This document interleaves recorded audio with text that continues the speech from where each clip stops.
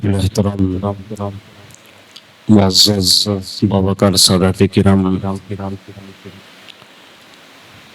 اور معزز الاحترام مشائخ نظام بالکل اور پیر طریقت رہبر شریعت مقبول روحانیت گل گلزار قادریت شہزادہ غوث اعظم حضرت العلامہ حضرت علامہ مولانا الحاج سید محمد ظہیر الدین باقی قادری الجیلانی دامت برکاتہم القدسیہ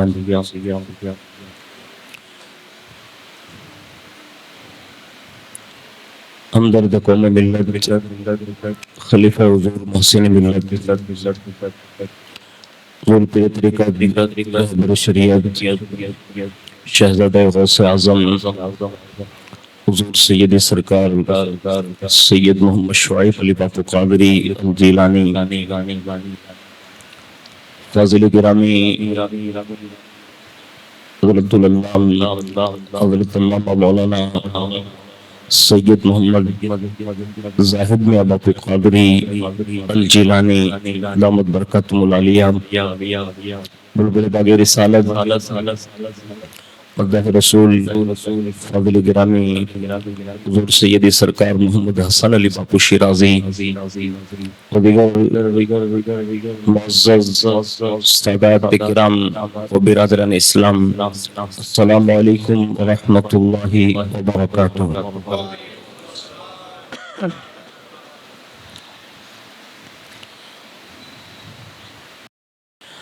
الحمد للہ رب العالمین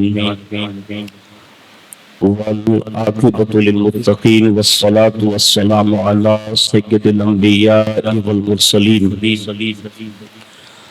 وآلہ واصحابہ وازواجہ وذریاتہ واہل بیتہ وابنہ الغوث الاعظم الجیلانی ومعین الملت والدین شیخ الاسلام والمسلمین اعلی الحضرت الامام احمد رضا وعلى عباد الله الصالحين أجمعين أما بعد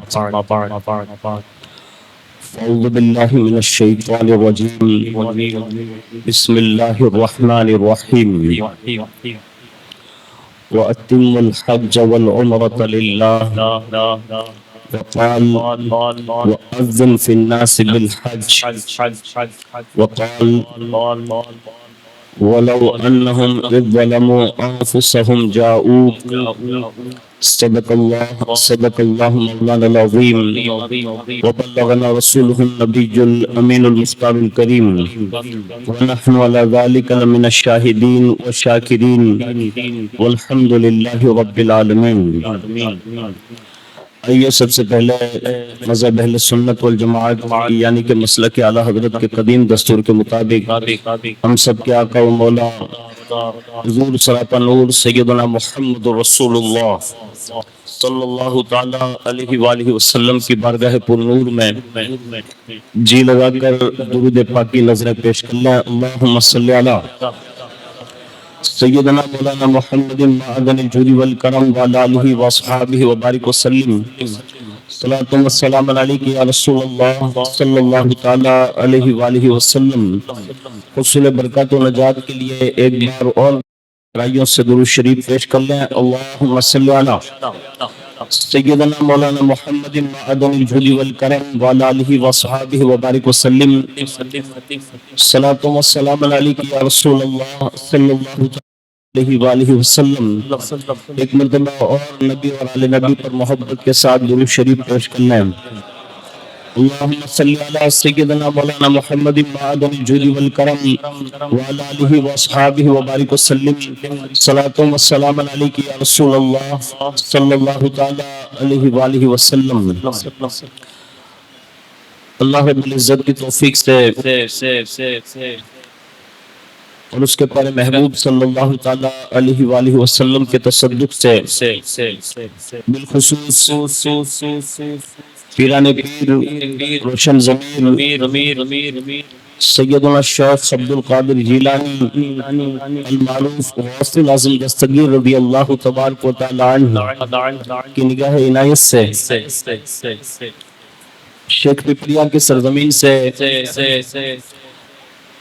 4 افراد عزم حج و عمرہ کی غرض سے جو ارادہ بنا چکے ہیں، ان کے استقبالیہ پروگرام میں ہم اور آپ شریک ہیں۔ اللہ رب العزت سے دعا کرتے ہیں کہ اللہ رب العزت ان 4 افراد کے سفر کو آسان فرمائے اور اللہ انہیں مکمل طور پر حج کے عمرہ کے ارکان ادا کرنے کی ہمت عطا فرمائے اور ہر رکن میں اللہ رب العزت اپنی شان اپنی اور اپنے محبوب کی رحمت سے ان کی مدد فرمائے۔ فقیر قادری اپنی گفتگو کا آغاز امام اہل سنت اعلی حضرت عظیم البرکت مجدد دین و ملت الشاہ امام احمد رضا خان فاضل بریلوی علیہ و رضوان کے اس مائے ناز کلام کے چند اشعار سے کرنے کی سعادت حاصل کرتا ہے، جس میں امام بڑے ہی مزے میں کہتے ہیں اور پوری دنیا میں یہ بات عام ہے، جب انہوں نے یہ شعر کہے ہوں گے تب سے لے کر آج تک وہ یہ کہتے ہیں کہ حاجیو آؤ شہنشاہ کا روزہ دیکھو، حاجیو آؤ شہنشاہ کا روزہ دیکھو، کعبہ کو دیکھ چکے کعبے کا کعبہ دیکھو، کعبہ کو دیکھ چکے کعبے کا کعبہ دیکھو۔ اور آگے بڑھ کر کہتے ہیں کہ آب زمزم تو پیا خوب بجھائی پیاسیں، آب زمزم تو پیا خوب بجھائی پیاسیں، آؤ جود شہ کوثر کا دریا دیکھو، آؤ جود شہ کوثر کا دریا دیکھو۔ اور آخر میں کہتے ہیں غور سے سنتے رضا کعبے سے آتی ہے صدا، غور سے سنتے رضا کعبے سے آتی ہے صدا، میری آنکھوں سے میرے پیارے کا روزہ دیکھو، میری آنکھوں سے میرے پیارے کا روزہ دیکھو۔ ایک بار اور محبت سے درود شریف پڑھ لیں، اللہم صلی علی سیدنا مولانا محمد معدن الجود والکرم وعلی آلہ واصحابہ وبارک وسلم۔ صلاۃ و سلام علیک یا رسول اللہ صلی اللہ تعالی علیہ وآلہ وسلم۔ الحمدللہ شیخ پپریا کی سرزمین سے ہمارے اور آپ کے سب کے چہیتے جناب ایوب خان صاحب اور ان کی اہلیہ اور عزیزم جناب عبد الوہاب بھائی اور ان کی اہلیہ، یہ 4 افراد حج کا ارادہ کر چکے ہیں اور عنقریب انشاءاللہ ان کے اس عزم کو ارادے کو اللہ اپنی شان پورا فرمانے والا ہے، اور وہ اس دربار کی طرف جا رہے ہیں کہ جس دربار میں جانے کے لیے اور جن جگہوں پر جانے کے لیے ان جگہوں کی یہ خصوصیت ہے کہ قدرت نے اس فرش گیتی پر سینکڑوں ملک بنائے، سینکڑوں ممالک بنائے اور سینکڑوں شہر اس میں آباد فرمائے، اور 1-2 رنگینیاں نہیں بلکہ بعض ان عجائبات میں سے ہے کہ جس کو پوری دنیا ٹورسٹ کی دنیا میں اتنا فالو کرنے کے باوجود بھی، جہاں لوگ پیرس، لندن، UK، کینیڈا، امریکہ، یہاں تک کہ دنیا کے کسی بھی خطے کو آپ لے لیں، وہاں لوگ جاتے ضرور ہیں، لیکن ہر جانے والا وہاں جانے کے لیے روتا نہیں ہے، اور وہاں سے پلٹنے کے بعد بھی روتا نہیں ہے۔ یعنی دنیا کے کسی بھی خطے میں چلا جائے، نہ اس سے جاتے ہوئے رونا، نہ واپس پلٹتے ہوئے رونا آتا ہے۔ واحد قدرت نے 2 شہر ایسے پیدا فرمائے ہیں، ایک مکہ ہے اور ایک مدینہ ہے، جہاں جانے کے لیے بھی لوگ روتے ہیں اور وہاں سے پلٹتے ہیں تو ان شہروں کی جدائی میں بھی لوگ روتے ہیں۔ اور یہ اللہ رب العزت نے ان دونوں شہروں میں یہ خصوصیت، یہ جاذبیت رکھی ہے کہ اللہ رب العزت نے ان کے اندر ایسی لچک رکھی ہے۔ میں نے جب یہ جملہ پڑھا معارج النبوت میں، تو ہمیں اور آپ کو سب کو یہ سننے کے بعد یہ دل میں تمنا کرنی چاہیے۔ ابھی آپ اتنے سارے لوگ بیٹھے ہیں، میں نہیں کہتا کہ آپ سب کے سب صاحب استطاعت ہے، یہ نہیں کہتا، لیکن بہت سارے لوگ ایسے ضرور ہوں گے جو صاحب استطاعت ہو چکے ہیں اور ان پر باقاعدہ حج فرض ہو چکا ہے۔ اب ہم لوگ ناک چھپائیں کہ بھائی شعیب باپو کو پتہ نہ چلنے دیں گے، ظاہر باپو کو پتہ نہیں چلنے دیں گے، زاہد باپو کو پتہ نہیں چلنے دیں گے، برکاتی کو پتہ نہیں چلنے دیں گے کہ اپنے مالدار چھیے نا صاحب استطاعت چھیے۔ ارے بھائی کوئی باپو نے نہ خبر پڑوا دیو، کوئی مولانا نے نہ خبر پڑوا دیو، گام والا نے خبر نہ پڑوا دیو، اللہ نے تو خبر اچھے نا، تو આમાં હટાડવાની જરૂર નથી। અલ્લાહ દીધું હોય હાથનું ફોર્મ ભરો, અલ્લાહ કરશે, જિંદગીમાં વિઝા લાગશે અને અલ્લાહ એની શાન શાન પોતાનું ઈ દર જરૂર દેખાડજો। હવે આપણે લાલચમાં આવી ગયા બધાય, આમ આપણે બધાય શરીક છીએ। हम लोग सिर्फ इसलिए छुपा रहे कि कोई ने खबर न पड़े, को केम न के देखे केम हज पड़वा नहीं जातो। मत छुपाइए, ये अल्लाह का फर्ज करता है और ये जिंदगी में एक बार है, एक बार, और उसमें भी उसकी शान देखिए, वो सबको वहां थोड़ी बुलाता है, नहीं, बल्कि ये रिवायत जो पढ़ रहा हूं उसके है कुरान अजीम में है, वअज़्ज़िन फिन्नास बिलहज, लोगों को हज के लिए आम दावत दो। ये कुरान में फरमाया गया लोगों को आम हज की। अब इस आयत के ज़िम्न में लिखा है, ये हुक्म अल्लाह ने हजरत इब्राहिम अलैहिस्सलाम को काबा मुकम्मल कराने के बाद फरमाया, इब्राहिम जबल अबू कुबैस पे खड़े हो जाओ और ऐलान करो कि अल्लाह का घर तामीर हो चुका है, ए लोगों काबे का हज करने के लिए आओ। ये अल्लाह खुद जो है वो हजरत इब्राहिम अलैहिस्सलाम से कहलवा रहा है। और इस रिवायत के मुताबिक जब हजरत इब्राहिम अलैहिस्सलाम को ये कहा गया तो हजरत इब्राहिम अलैहिस्सलाम ने अर्ज की, मौला मैं यहाँ हूँ, यानी काबा शरीफ में हूँ, हरम में हूँ, और तेरे बंदे जो है वो सारी दुनिया में आबाद है, तो मेरी आवाज वहां तक पहुंचेगी कैसे?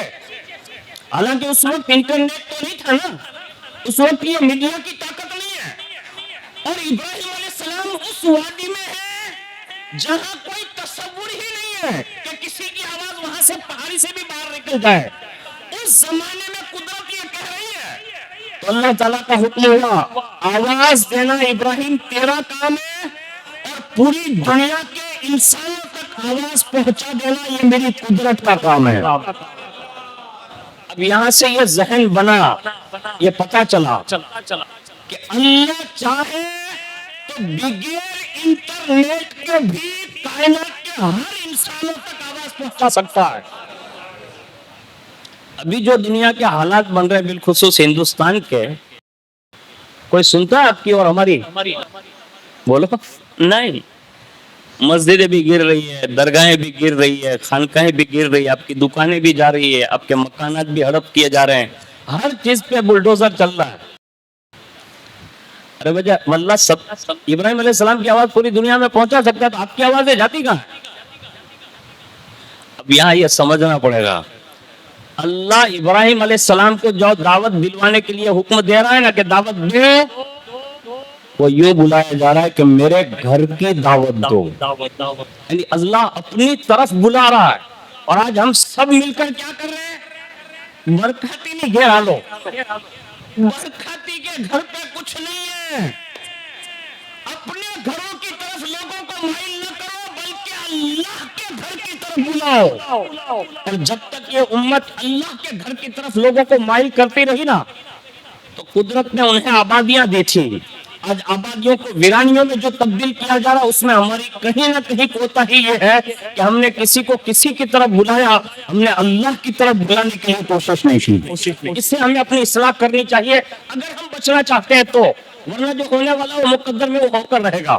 آگے سنیے، اس کے بعد حضرت ابراہیم علیہ السلام نے آواز دی، اور یہ آواز اللہ کے حکم سے زمین، آسمان، شمال، جنوب، مشرق، مغرب، کائنات میں جہاں کہیں بھی مخلوق رہتی تھی وہ ساری مخلوقات نے سنا، اور یہ صدا چار دانگے عالم میں گونجی، اور صرف دنیا میں موجود انسانوں کے کانوں تک یہ آواز پہنچی نہیں، بلکہ عورتوں کے ارحام، مردوں کے اسلاب میں جو بچے تھے ان تک بھی ابراہیم علیہ السلام کی آواز کو پہنچایا گیا۔ یعنی اپنی سادی زبان میں سمجھا دیتا ہوں، ماں کے پیٹ میں جو بچے تھے وہ بھی السلام کی آواز سن رہے تھے، اور جو بھی ماں کے پیٹ میں آئے نہیں تھے، بات کی پشت میں تھے، اللہ نے ان بچوں کو بھی ابراہیم علیہ السلام کی آواز سنا دی، اور یہ سب تک آواز پہنچائی گئی۔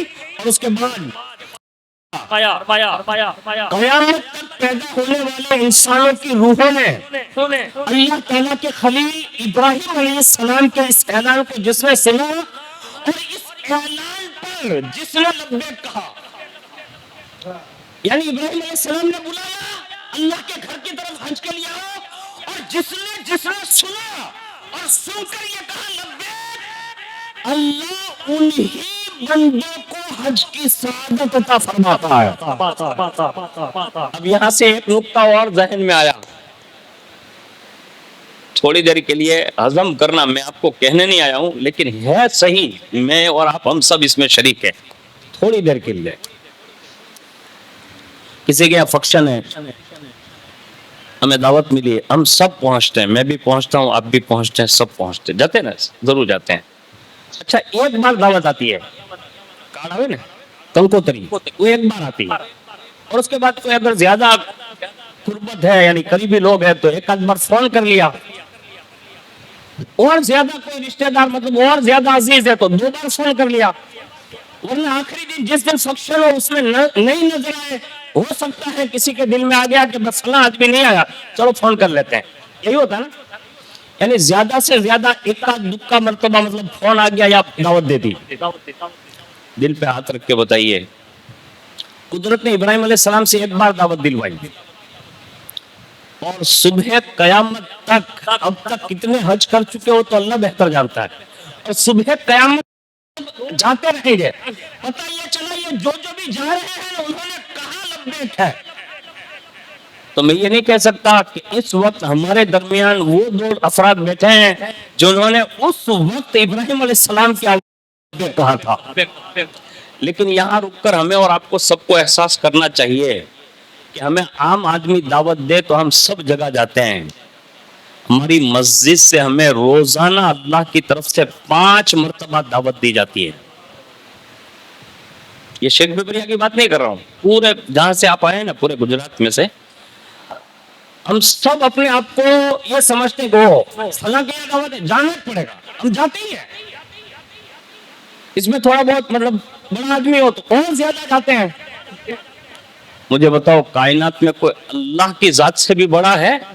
نہیں ہے، وہی سب سے بڑا ہے، اور وہی اپنے بندوں کو پیدا کیا ہے، بنایا ہے، وہ انسان کی فطرت کے تقاضے جانتا ہے، اس نے خود ہی اپنے گھر میں بلانے کے لیے دن میں 5 بار اذان رکھی، اور لوگوں کی فطرت کے تقاضوں کے مطابق انہیں یہ کہہ کر دعوت دی، حی علی الصلاۃ، یعنی نام لیا، نماز کا نام لیا، آؤ نماز کی طرف، اور پھر کہلوایا خالی نماز نہیں ہے، حی علی الفلاح یہ بھی کہلوایا، کہ اسی میں تمہاری کامیابی ہے۔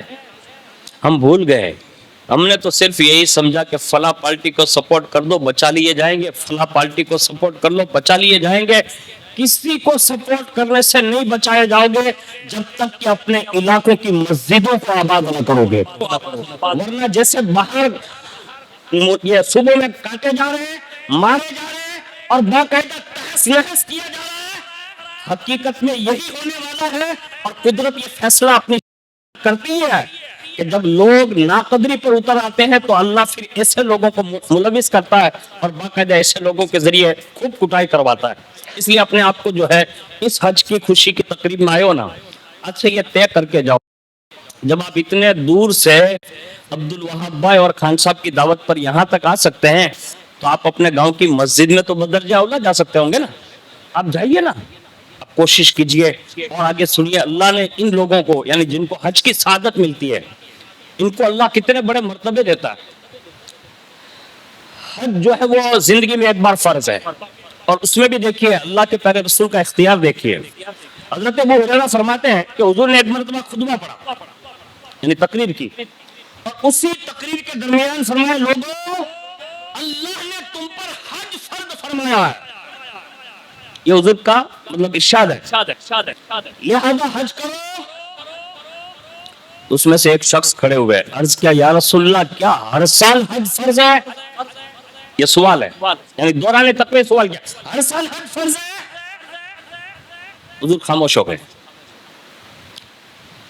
انہوں نے 2 مرتبہ پوچھا، پھر 3 مرتبہ پوچھا، یعنی حضور جیسے یہ فرماتے وہ ہر بار یہی کہتے کہ کیا ہر سال فرض ہے، اور تینوں بار حضور خاموش رہے، کچھ بولے نہیں، اور جب وہ بیٹھ گئے یعنی اب سوال نہیں کر رہے تھے، بیٹھ گئے، اس کے بعد پھر حضور نے اپنی شان ارشاد فرمانا شروع کیا اور فرمایا میرے پیارے اگر میں ہاں کہہ دیتا، یہ حضور کی امت پر حضور کا پیار اور حضور کی محبت کا اشارہ ہے۔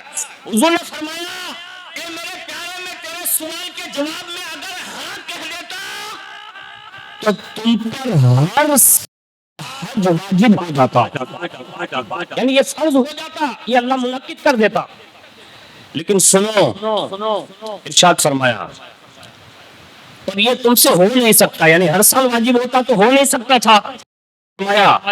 جب تک میں کسی بات کو بیان نہ کروں تم مجھ سے سوال نہ کرو، یعنی حضور جب بیان کر رہے تھے کہ حج کرو، اتنے میں وہ کھڑے ہو گئے، تو حضور نے فرمایا جب تک میں کوئی بات مکمل نہ کر لوں تب تک سوال نہ کرو، اس لیے کہ اگلے لوگ یعنی پہلے کی انبیاء کی امتیں جو ہلاک ہوئی ہیں وہ صرف سوال کی وجہ سے ہوئی ہے، یعنی زیادہ تر لوگ سوال کرتے ہیں، کبھی پیر صاحب سے سوال، کبھی سید صاحب سے سوال، کبھی مولانا صاحب سے سوال، کبھی ادھر کا سوال، کبھی ادھر کا سوال۔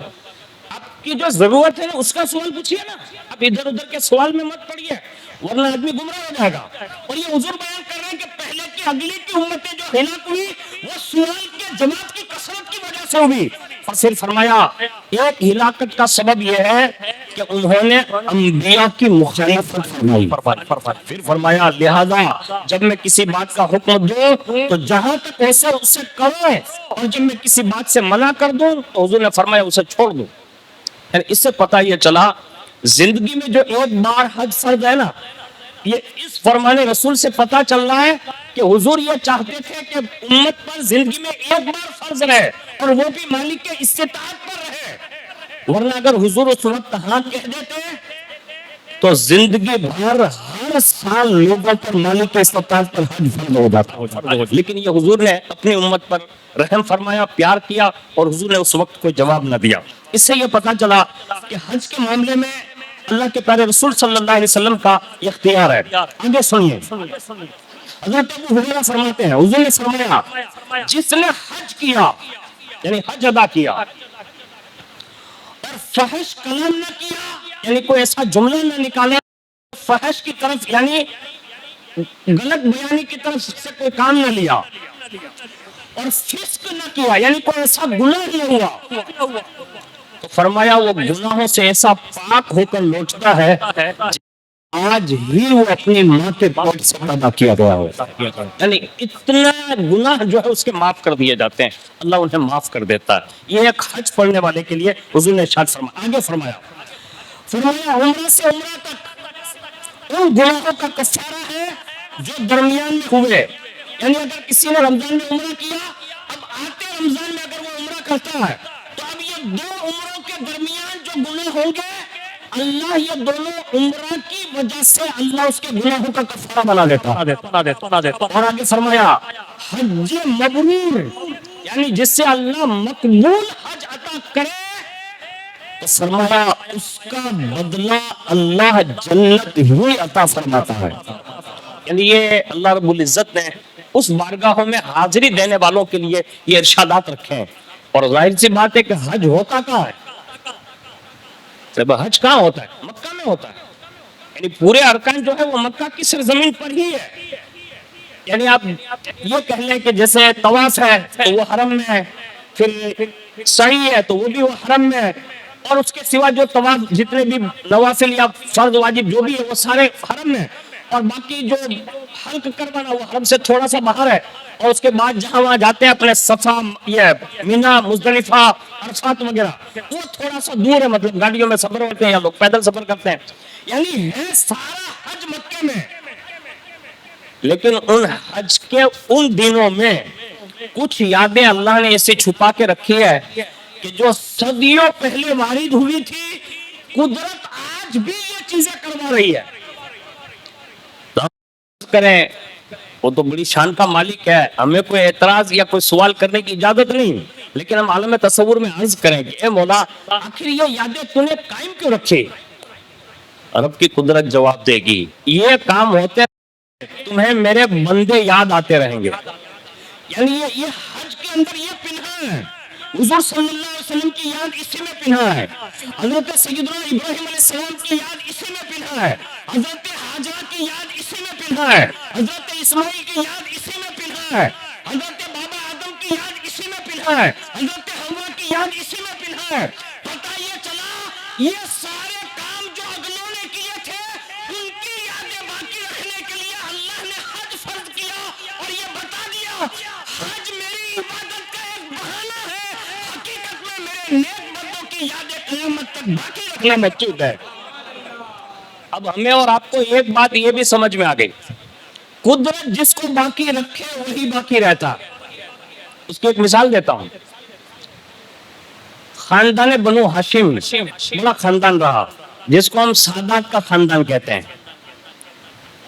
کربلا شریف کی جنگ تک، کربلا شریف سے جب خاندان بنو ہاشم کے افراد لوٹ رہے ہیں، خاص کر کے خاندان فاطمیت کے شہزادے، اس میں تنہا حضرت امام زین العابدین ہے، ایک حضرت امام حسن مصنع ہے، اور کسی نے لکھا حضرت امام محمد باقر کا نام بھی، واللہ ورسول عالم. لیکن یہ 3 افراد ہیں لوٹ رہے ہیں. یعنی یہ حسنی حسینی یہ 3 افراد ابھی مرد باقی ہے، بس باقی سب نے اپنے نانا کے دین پر اپنی گردنیں دے دی، سب شہید ہو گئے ہیں. یہ 3 افراد باقی ہے. لیکن یہ جتنے لوگوں نے قربانی دی اور یہ 3 پھول نا، قدرت نے اس 3 پھولوں کو اتنا پروان چڑھایا، اتنا پروان چڑھایا، اتنا پروان چڑھایا، اتنا پروان چڑھایا، اور پھر یہ پھول اتنے مہکے، اتنے مہکے، اتنے مہکے، اتنے مہکے.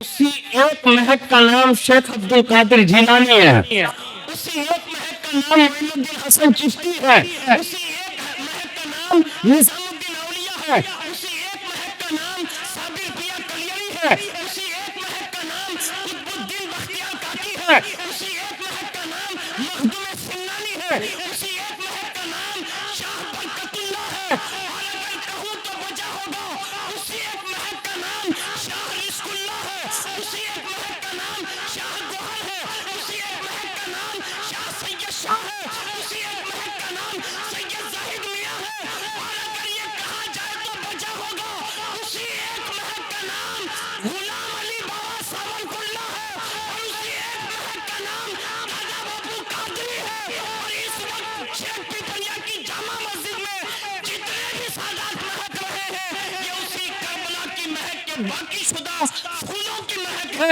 جو اللہ نے ہماری نسلوں تک باقی رکھا ہے.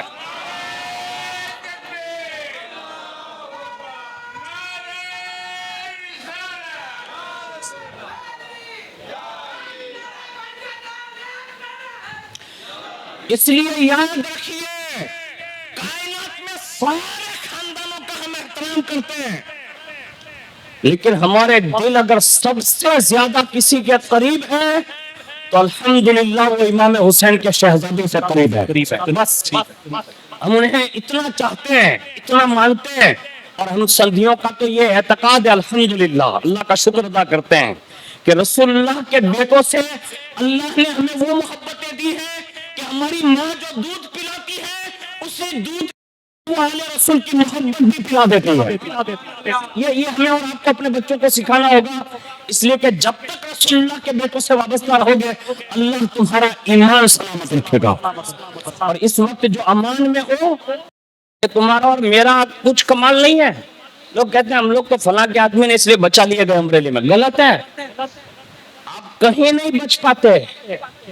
حضور نے 1450 سال پہلے یہ اشارہ فرمایا تھا، کہا جیسے آسمان جو دیکھ رہے ہو، کہاں کہا یہ اس لیے سلامت ہے کہ تارے ہیں، جب تک تارے رہیں گے سلامت رہے گا آسمان، اور جیسے تارے گریں گے آسمان پھٹ جائے گا، یعنی ختم کر دیا جائے گا۔ یعنی پتہ یہ چلا آسمان کی سلامتی کی دلیل یہ ستارے ہیں۔ اور پھر حضور نے فرمایا میرے امت یہ سن لو، میری امت بھی زمین پر امان میں اس وقت تک رہے گی جب تک زمین پر میرے یہ بیٹے سلامت رہیں گے۔ یعنی یہ سیدوں کا موجود ہونا یہ ہماری امان کی ضمانت رسول اللہ نے دی ہے۔ جتنا پیار کرو گے، اور یہ شہزادے لوگ ہیں، بڑے لوگ ہیں، حقیقت بتا رہا ہوں، یہ حاجی اسماعیل بھائی اور ان کے بچے جناب عبد الوہاب بھائی، اور خاص کر کے ایوب خان صاحب، اور دیگر جو عرفان بھائی ہے، اجو بھائی ہے، اشرف بھائی ہے، یہ جو پیپریا کے غلام حسین بھائی ہیں، یہ سب لوگ ہیں نا، یہ خان پریوار، یہاں یہ اپنے حنیف بھائی ہے، یہ سب جتنے بھی آپ لوگ ہیں نا، یہ آپ کی محبتوں میں یہ لوگ سب آئے ہوئے ہیں۔ ورنہ شیخ پیپریا کوئی بڑی سٹی کا نام نہیں ہے نا، اتنے سارے سادات بڑے سٹی میں بھی نہیں ملتے، ان لوگ کوشش کرتے پھر بھی نہیں آتے، لیکن اتنی بڑی تعداد میں یہ سیدوں کی حاضری، ان علماء کی حاضری یہ اس بات کی دلیل ہے کہ اللہ نے آپ لوگوں کی محبتیں بھی ان کے دلوں میں ڈالی ہوئی ہے۔ سلامت رہے گی، اللہ تمہیں سلامت رکھے گا۔ کوشش کرنا جتنا ہو سکے، عبادت ریاضت 100% قیامت کے دن پوچھی جائے گی کیا کیا کیا نہیں کیا، لیکن جب سارے فیصلے ہو جائیں گے نا، یعنی تم نے حج کیا کہ نہیں، کہے گا نمازیں پڑھی کہ نہیں، کہا ہاں، زکات دی کہ نہیں، کہا ہاں، روزے رکھے کہ نہیں، کہا ہاں، سارا حساب کتاب کلیئر، پھر کہا جائے گا جنت میں جاؤ۔ یہ فیصلہ ہوگا نا، عمل کا حساب ہو گیا، پھر کہا جائے گا جنت جاؤ۔ اب جب جنت جا رہے ہوں گے نا، پھر اللہ فرمائے گا فرشتوں سے، کہا ان سب کو روکو، کہا مولا یہ سب تو حساب دے چکے ہیں، جنت میں جانے کا فیصلہ تو نے کر دیا، اب ان کو کون سا سوال ہوگا؟ دل کے کانوں سے سننا۔ قرآن عظیم کی ایک آیت ہے جو میں نے ابھی کہا نا کہ اللہ ان سے فرمائے گا ان سے ایک سوال کرو، یعنی ان سے پوچھو، روکو ان کو۔ تو اس آیت کی ضمن میں مفسرین نے لکھا کہ پھر ان کو کون سا سوال ہوگا؟ جب حج کا جواب دے دیا، روزے کا دے دیا، نماز کا دے دیا، زکات کا دے دیا، عمل خیر جو واجبات تھے سب دے دیا، جنت میں جانے کا وعدہ مل چکا، پھر بھی روکا جائے گا؟ مفسرین فرماتے ہیں ہاں، پھر بھی انہیں روکا جائے گا۔ تو کہا وہاں پھر کون سا سوال ہوگا؟ تو مفسرین لکھتے ہیں کہ اللہ انہیں روک کر فرشتوں کے ذریعے یہ پوچھے گا کہ بتا میرے محبوب سے اور میرے محبوب کے اہل بیت سے کتنی محبت کرتا ہے۔ یہ سوال ہے، یعنی جنت کا ٹکٹ نکل چکا ہوگا، یعنی باقاعدہ وہ جا رہا ہوگا، وہاں روک کر پوچھا جائے گا بتا کتنی محبت کرتا ہے، اور جب وہ جواب دے گا کہ اتنی محبت کرتا ہوں، اور جتنی لیول کی وہ محبت کہے گا اتنے لیول پر اعلیٰ درجے پر جنت میں محل دیا جائے گا۔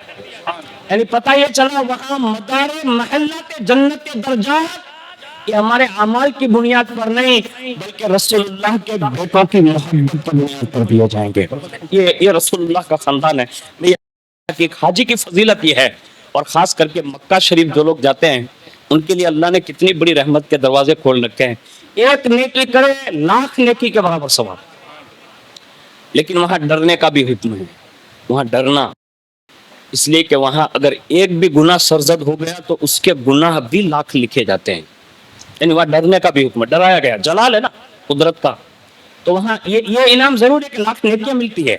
خاص کر کے حاجی صاحبان جو جا رہے ہیں یا جن کو بھی سعادت کبھی ملے تو وہاں ایک کام زیادہ کرنا چاہیے بڑی کثرت کے ساتھ، عموماً لوگ کرتے بھی ہیں لیکن بڑی کثرت کے ساتھ اس کو کرنا چاہیے، اور وہ یہ ہے کہ کثرت کے ساتھ عمرہ کریں، اس میں یاد رکھیں، اور خاص کر کے طواف کثرت کے ساتھ کریں، اس لیے کہ وہاں ہر وقت اللہ کی رحمتوں کا نزول ہوتا ہے. لوگ کبھی بازاروں میں، کبھی فلاں جگہ، اس میں ٹائم برباد نہ کریں. جتنا وقت ملے حرم میں چلے جائیں. وہاں کا تو ایک لمحہ بھی زندگی کے لیے بہت بڑا انعام ہوتا ہے. تو اس لیے یہ خاص مکہ شریف میں دھیان رکھیں. اور اس کے بعد یاد رکھیے کہ وہ کعبہ شریف خود جس کا آپ نے طواف کیا ہوگا، وہ قیامت کے دن خود کعبہ حج کرنے آنے والوں کے ایمان کی گواہی دے گا اور باقاعدہ شفاعت کرے گا. اور اس میں جو حجر اسود ہے نا، جس کو بوسہ دینے کے لیے لوگ دوڑتے ہیں، وہ حجر اسود اللہ خود انہیں انسانی صورت میں لائے گا قیامت کے دن. اور وہ ہر مومن کے ایمان اور ہر کافر کے کفر کی گواہی دے گا. یعنی یہ کام یہ بھی کرے گا. اور اس کے سوا اللہ نے بڑی فضیلت کعبہ شریف کو عطا فرمائی ہے. آخری بات عرض کرتا ہوں، جب حج کر لیتے ہیں لوگ، حج تو ادا ہوتا ہے مکے میں، لیکن قبولیت کی سند مدینہ رسول میں جا کر ملتی ہے. اور اسی کو اعلیٰ حضرت نے کہا ہے، حاجیو آؤ شہنشاہ کا روزہ دے. کعبہ تو دیکھ چکے ہو، اب کعبے کا کعبہ دیکھو. اب یہ کعبے کا کعبہ جو کہا ہے نا، اس کی بھی وجہ لوگوں نے پوچھی کہ آخر انہوں نے کعبے کا کعبہ کیوں کہا حضور کو. تو حضور کا آپ سنتے ہوں گے تو آپ کے ذہن میں یہ روایت ہوگی کہ جب حضور کی ولادت ہوئی نا، تو آپ کے دادا فرماتے ہیں اس وقت میں حرم میں تھا، یعنی کعبہ شریف کے سین میں تھا. میں نے دیکھا کہ جس وقت میرا پوتا محمد پیدا ہوا تو باقاعدہ میرے بیٹے عبداللہ کے گھر کی طرف باقاعدہ کعبہ ایسے جھکتا تھا ایسے. تو مجھے تعجب ہوا. اس وقت تو بظاہر پتا نہیں تھا کہ بیٹے کا جنم ہو رہا ہے، مطلب بیٹے کے یہاں بیٹے کا جنم ہو رہا ہے، لیکن یہ دیکھا کافی دیر تک کعبہ شریف جھکا. اور اس کے بعد جب گھر گئے اور یہ ساری باتیں معلوم ہوئی کہ حضور کی آمد ہوئی ہے، بڑے خوش ہوئے. اور جب عرب کے سردار ملے تو عرب کے سردار کے سامنے شیخ عبد المطلب رضی اللہ تعالیٰ عنہ نے یہ بیان کیا، کہا کہ میں نے یہ کمالات دیکھے حرم میں دیکھے. اور اس میں یہ بیان کیا، کہا میں نے کعبے کو میرے یہ پوتے کی جانب جھکتے ہوئے دیکھا جب اس کی ولادت کا وقت قریب تھا. کعبہ صرف ایک بار جھکا، صرف ایک بار جھکا، لیکن حضور نے اس احسان کا بدلہ یہ عطا فرمایا کہ پہلے جتنے انبیاء آئے اور جب سے نماز فرض ہوتی تھی سب کا قبلہ بیت المقدس ہوتا تھا. اور ایک عرصہ تک حضور نے بھی بیت المقدس کی طرف نمازیں پڑھائی، لیکن کعبے نے ولادت مصطفیٰ یعنی میلاد مصطفیٰ کے موقع پر احترام کر کے، تعظیم کر کے، توقیر کر کے ایک مرتبہ محبت رسول کا ثبوت دیا تھا. محبوب کے دل کی دھڑکن یہ کہہ رہی تھی اس کعبے نے ایک بار میرا احترام کیا ہے، بدلہ یہی دے کر جاؤں گا، بدلہ یہی دے کر جاؤں گا، بدلہ یہی دے کر جاؤں گا. اور ہر نماز میں ایسے مطلب باقاعدہ کبھی کبھی نگاہیں اڑ جاتی، اور جب محبت بری نگاہیں آسمان کی طرف اٹھتی نا تو رب پیار سے دیکھتا. اور اسی نماز ظہر میں غالباً آیت نازل فرما کر اپنے محبوب سے کہہ دیا، محبوب آج سے قبلہ ادھر ہی ہوگا جدھر آپ کا رخ ہو جائے گا. یہ جو ہم کعبہ شریف کی سمت جو استقبال قبلہ کرتے ہیں نا، یہ حضور کی ایک نظر کا کمال ہے. یعنی حضور نظر اٹھائے، ارادہ کر لے، اللہ قبلہ بدل دے. یعنی قیامت تک کے لیے اب جہاں سے بھی جس کو بھی نماز پڑھنی ہو اس کے لیے استقبال قبلہ شرط ہے. اب اس کے بنا کچھ نہیں ہو سکتا. پتہ یہ چلا کعبہ ایک بار کھڑا ہو جائے، یعنی یہ تعظیم کرے، جھک جائے، تو حضور نے قیامت تک کے لیے سب کے چہروں کو اس کی طرف مبذول کر دیا. اور باقاعدہ سجدے میں جاتے ہوئے ہم عبادت کی کرتے ہیں، لیکن ہمارا سارا وجود استقبال قبلہ کر رہا ہوتا ہے بلا تشبیہ اور تمثیل کے. جب بھی حضور سے، حضور کے اہل بیت سے اور حضور سے منسلک ہر چیز کی جنہوں نے بھی تعظیمیں کی ہے، حضور نے ایسے ہی علامات عطا فرمائے. تو یہاں سے مجھے یہ ثابت کرنا تھا کہ جب کعبہ بھی یہ مانتا ہے حضور کی آمد پر اور میلاد پر کہ میرا بھی اگر کوئی کعبہ ہے تو وہ محمد رسول اللہ کے ساتھ ہے. اب آپ سوچ سکتے ہیں کہ حرم میں جتنی پابندیاں ہیں یقیناً وہ جلال قدرت ہے، ہم اس کا احترام کرتے ہیں، لیکن وہاں ایک چیز یہ ہے کہ ڈرنے کا بڑا حکم ہے. اور یہاں حال یہ ہے مجرم بنا کے لائے جاتے ہو اور جب واپس لوٹتے ہو نا تو واپس ایک سند دی جاتی ہے، اور وہ سند یہ ہے من زار قبری وجبت لہو شفاعتی. ابھی میں نے ایک جملہ حدیث پاک کا دہرایا ہے، حج کا انعام جنت ہی ہے، یعنی بدلہ جنت ہے. لیکن یہ کسی کے پاس گارنٹی ہے کہ حج قبول ہے کہ نہیں، یعنی یہ گارنٹی نہیں ہے کسی کے پاس. حج کا بدلہ جنت ضرور ہے، لیکن حج قبول ہے یہ کسی کے پاس گارنٹی نہیں. اور یہاں تو رحمت کا سمندر ہے. فرمایا گیا میرے کریم سے گل قطرہ کسی نے مانگا، دریا بہا دیے ہیں، دھوپے بہا دیے ہیں.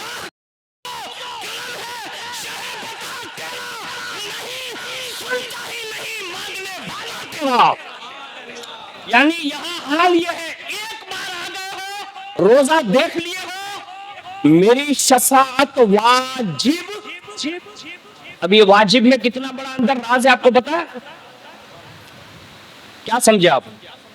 اس کا مطلب یہ ہوا کہ حضور قیامت کے دن کی گارنٹی دے رہے ہیں کہ میری شفاعت اس پر واجب ہے، یعنی میں اس کی شفاعت کروں گا ہی. یہ مطلب ہوا نا اس کا. تو اس کا مطلب یہ ہے کہ جو حضور کے روزے پہ جاتا ہے اور حضور کا روزہ دیکھ کے آتا ہے نا، حضور زندگی بھر اس کے ایمان کی گارنٹی اور ضمانت دے رہے ہوتے ہیں. اس لیے کہ قیامت کے دن بخشش کس کی ہوگی، یعنی شفاعت کس کی ہوگی؟ مومن کی ہوگی نا، سب کی تو نہیں ہوگی، مومن کی ہوگی. یعنی حضور وجبت لہو شفاعتی کہہ کر قیامت تک اپنی امت کے ایمان کی ضمانت لے رہے. اتنا بڑا انعام ہے. اللہ جس کو چاہیں جب چاہیں وہ نوازتا ہے. لیکن جب وہاں جایا جائے ایک کام کرنا چاہیے کثرت کے ساتھ. ہمارے بزرگوں نے جو کام کیا وہاں، اللہ اللہ، ہم لوگ تو اتنی بڑی ہمت تو نہیں رکھتے، اور نہ ہمارے پاس ایسا کبھی کوئی شرف حاصل ہے. شہزادہ رسول، شہزادہ غوث اعظم جب دعا کرتے ہیں تو ایک بات وہ اکثر کہا کرتے تھے، اور وہ یہ کہتے تھے کہ اللہ چاہتے جی حضور کا دیدار کرا دے. ان کی اکثر دعاؤں میں جب بھی تذکرہ ہوتا تو اکثر وہ یہ جملے دہراتے ہیں کہ ان کا عشق رسول ہے، سید ہے، سادات ہے، حضور جب چاہیں انہیں اپنے دیدار سے مالا مال کرا دیں. لیکن یہ ہم جیسے گنہگاروں کو ترغیب دلاتے ہیں دعاؤں کے ذریعے، نہ کرنی چاہیے. یقیناً حضور کا روزہ دیکھنا ایسے ہی ہے جیسے اس نے رسول اللہ کا دیدار کیا. ہمارے یہاں یہ حدیث ہے، امام مالک نے بیان کیا ہے، اور خود امام مالک کا قول بھی ہے کہ کوئی پوچھے کہاں جا رہے ہو تو یہ نہ کہنا کہ مدینے جا رہا ہوں، گنبد خضرا دیکھنے جا رہا ہوں، سنہری جالیاں دیکھنے جا رہا ہوں. وہ عاشق رسول کہتے ہیں جب بھی کوئی پوچھے کہاں جا رہا ہے تو کہنا رسول اللہ کو دیکھنے جا رہا ہوں. یعنی یہ طلب ہونی چاہیے مدینہ جانے والے کے لیے. اور جب کوئی جاتا ہے نا تو حضور اتنا نوازتے ہیں، اتنا نوازتے ہیں. میں ایک نوازنے والے کی بات یاد آ گئی. یاد رکھیے گا یہ کوئی ضروری نہیں ہے کہ بہت بڑا آدمی ہو اسی کو نوازا جاتا ہے، ایسا کوئی ضروری نہیں. حضور چاہیں کسی غریب سے غریب تر کو بھی اپنے دربار میں بلا سکتے ہیں. بس آپ کی تڑپ بڑھنی چاہیے. قدرت کا کمال ہے، وہ جب چاہیں اپنے دربار میں، اپنے محبوب کے دربار میں بلا لے. ایک بادشاہ حج کے لیے جا رہا تھا. بادشاہ ہوتا ہے. اس نے سب کو دعوت دی، کہا میرے ساتھ جو قافلہ چلنے والا چلیں. سب نے کہا ہم بھی چلتے ہیں. اب ایک بڑا قافلہ تیار ہو گیا. اس قافلے میں بادشاہ نے کہا سب تو آ گئے، لیکن اس زمانے میں گھوڑوں پر، بیلوں پر، یا اس زمانے میں جو اونٹوں پر سفر ہوتا تھا بڑا طویل ہوتا تھا، اور کبھی کبھی سمندر میں بھی جہازوں سے جایا جاتا تھا، تو بہت سارا وقت لگتا تھا. اس لیے یہ شوال، ذوالقعدہ اور ذوالحج یہ 3 مہینے حج کے کہے جاتے ہیں. یہ اسی وجہ سے کہ لوگ شوال مہینے سے شروع کر دیتے تھے یعنی جانے کے لیے.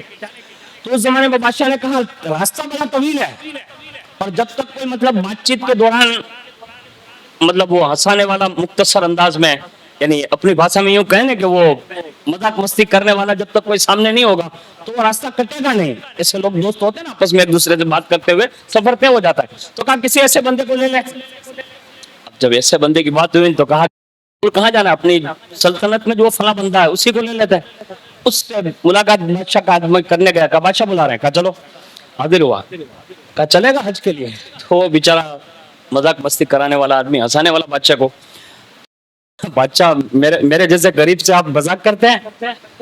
یہ مذاق نہیں ہے، میں تجھے صحیح کہہ رہا ہوں. سفر بڑا طویل ہے، اس نیت سے ہی چاہیے کہ پورے راستے میں ہنساتے تو لے جائے گا، ہنساتے واپس لے آئے گا.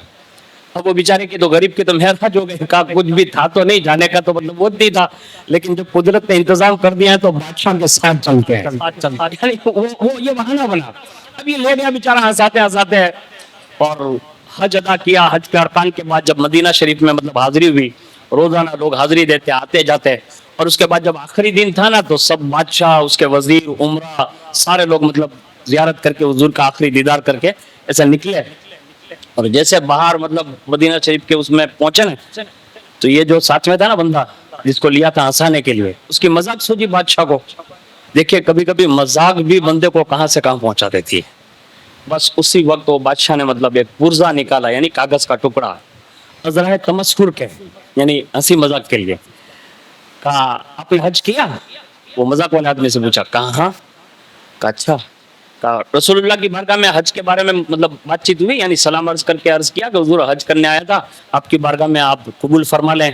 تو کہا ہاں. تو کہا دیکھ میں نے عرض کیا تو میرے کو چٹھی ملی. بادشاہ نے کیا مذاق ہے, اس نے کہا مجھے چٹھی ملی. کہا کس بات کی؟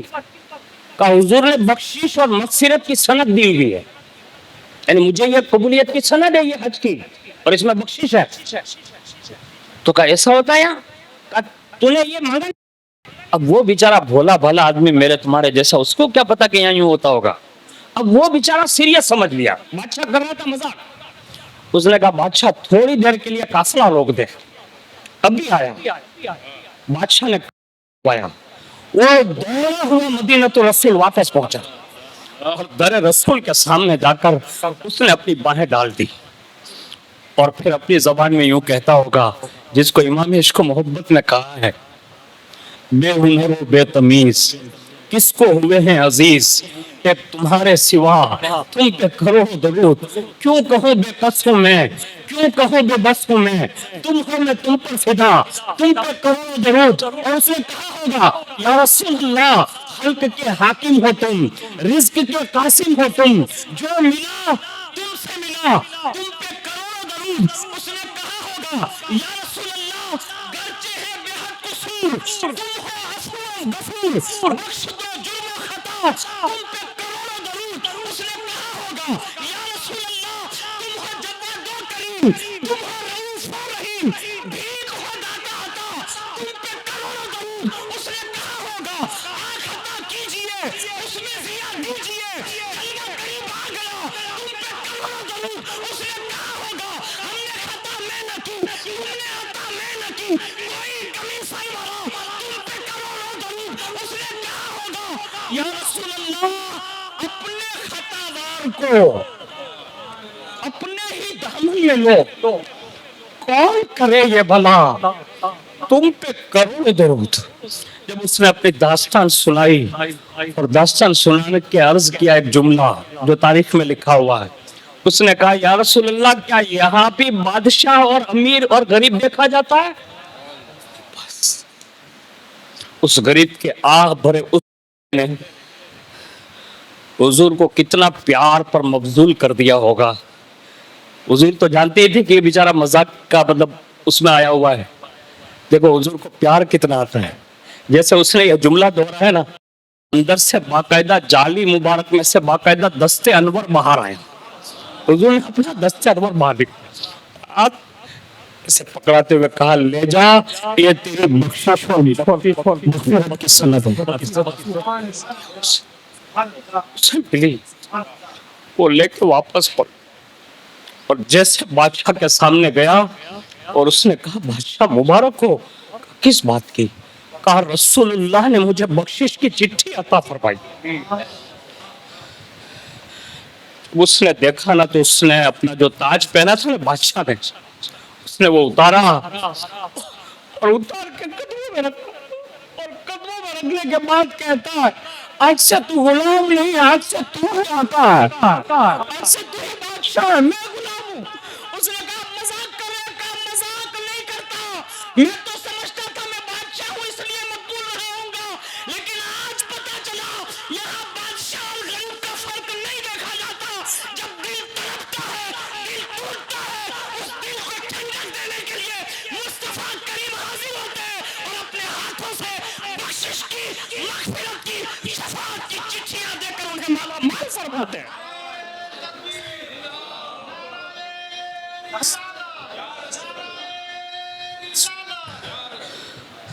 اس محبوب کی یاد میں رو, کبھی رونا اور روتے روتے عرض کرنا یا رسول اللہ چمک تجھ سے پاتے ہیں سب پانے والے، میرا دل بھی چمکا دے چمکانے والے، اور جب یہ کہنا دل کرو ٹھنڈا میرا، وہ کفے پا چاند سا سینے پہ رکھ دو ذرا، تم پہ کروڑوں درود، جب تمہارے دلوں میں ٹھنڈک اور تمہارے دلوں میں چمک آئے گی، ان اہل بیت اور صحابہ اور اولیاء اور بزرگوں اور پیروں کی محبت جب تمہارے دل میں جگہ کر جائے گی، حضور کرم فرمائیں گے، بڑا نوازتے ہیں، آج بھی نوازتے ہیں، بس مانگنے والے کو چاہیے صرف عرضی لگائے، صرف اپنا عریضہ پیش کریں۔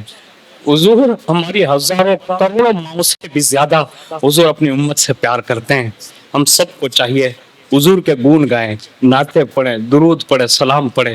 میں نے جب خان صاحب اور عبدالوہاب بھائی کو ایک زمانے سے میں دیکھ رہا ہوں، الحمدللہ یہ مسجد جو ہے نا آپ دیکھ رہے ہیں نا، اس میں ان دونوں کا بڑا حصہ ہے، بڑی خدمتیں کی، اور یہ بڑے نمازی، نیک اور لوگوں سے اچھے ملنسار ہیں۔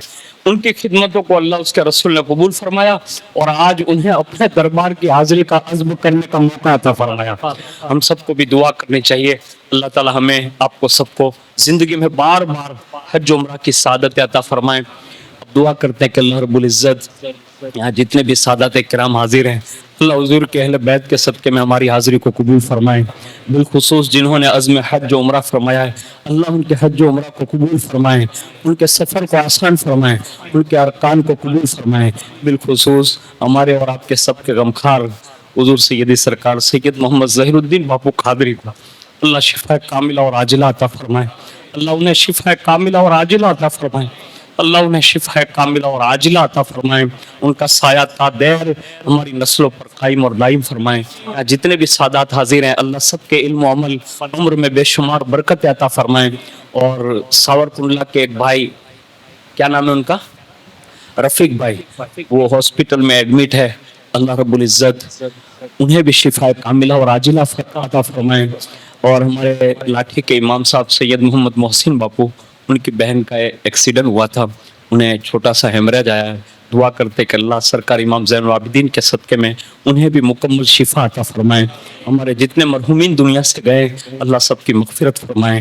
اے اللہ ان سیدوں کے صدقے میں ہماری حاضری قبول کر لے اور اس حاضری کو ہم سب کے لیے حج و عمرہ کا سبب بنا دے، ان کی محبتیں ہمارے دلوں میں زندہ رکھ اور قیامت تک ہماری آنے والی نسلوں کو حضور کی اہل بیت اور صحابہ کا محب اور عاشق بنا۔